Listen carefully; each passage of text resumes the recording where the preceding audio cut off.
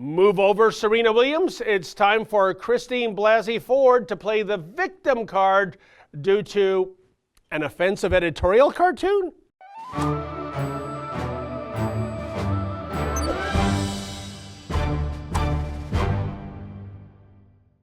Check out this genuinely hilarious and spot-on cartoon that is now being condemned by the usual suspects for being not just offensive, but wildly offensive. Ooh.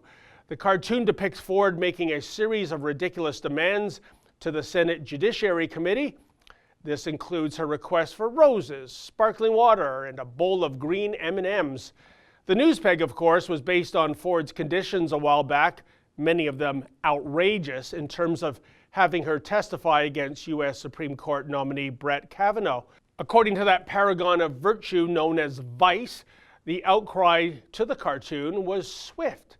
Readers and Twitter users called out the Indy Star for its insensitive depiction, while others decried its misogyny, and one even expressed sympathy for the female journalists who work at the Indy Star.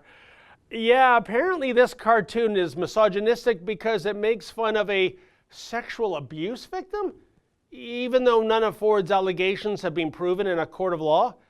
Even though Ford has no evidence, no corroboration, no witnesses. But she does have hurt feelings. Predictably, the Indy Star served up a groveling apology for the cartoon, stating that it, quote, did not meet our high standards, end quote.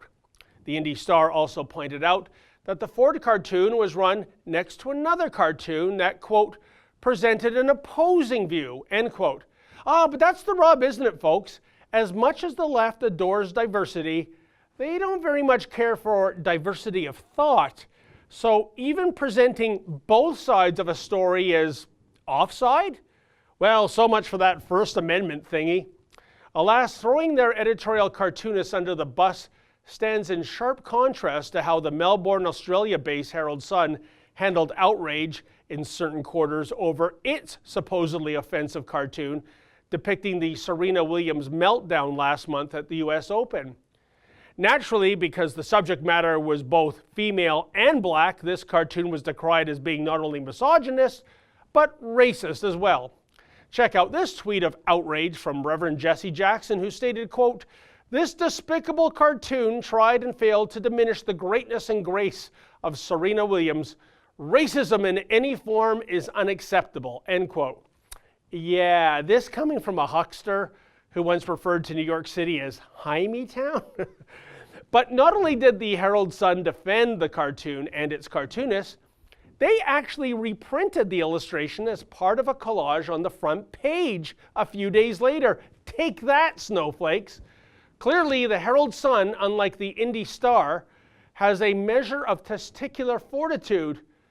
And this paper down under realizes that the editorial cartoon has forever existed as a medium that exaggerates and, yes, pushes the envelope. But in acquiescing to the SJW mob, the Indy Star is perpetuating the philosophy of the lunatic fringe of the Me Too movement, namely that if a woman is making an accusation against a man, he must be considered guilty until proven innocent. And pity the delusional cartoonist in 2018 who dares to mock such an accuser, for he or she shall be forced to walk the editorial plank at the very first signs of discontent. For the Rebel.media, I'm David the Menzoid Menzies. Hey folks, the Rebel has a new app. Please download that app and take the Rebel with you wherever you go.